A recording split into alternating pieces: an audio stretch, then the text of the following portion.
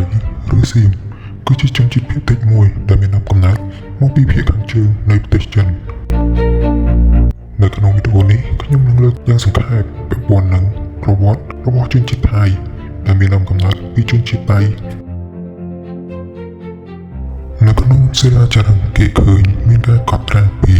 វត្តមានរបស់ពលថៃឬសៀមនៅក្នុងតំបន់អាស៊ីអាគ្នេយ៍ប្រហែលជាចាប់ពីសតវត្សទី12មកដើមកំណើតរបស់សៀមគឺជាជនជាតិភាគតិចមកពីខេត្តយូណានប្រទេសចិន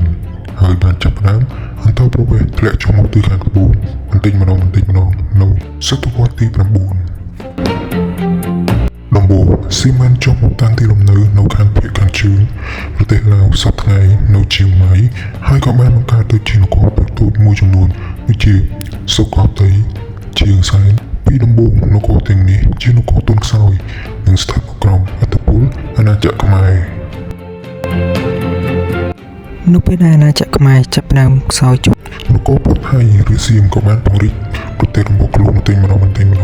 ហើយទៅជានគរដែលមានអធិបតេយ្យភាពពេញលេញដោយចាប់ផ្ដើមពីសុខោទ័យនៅអំឡុងសតវត្សទី13បន្តមកទៀតនៅសតវត្សទី14ក្រោយពីស្ដេចរៀមកំហែងចូលសោយទីមង្គតសុខោទ័យត្រូវបានដុនដាបហើយត្រូវបានធ្លាក់ក្រោមការត្រួតត្រារបស់នគរសៀមមួយទៀតគឺនគរអយុធយានេះហើយដែលបានពង្រីកអំណាចនគរសៀមហើយក៏ជាគូប្រជែងដ៏ធំបំផុតរបស់អាណាចក្រខ្មែរនៅចុងសម័យអង្គរ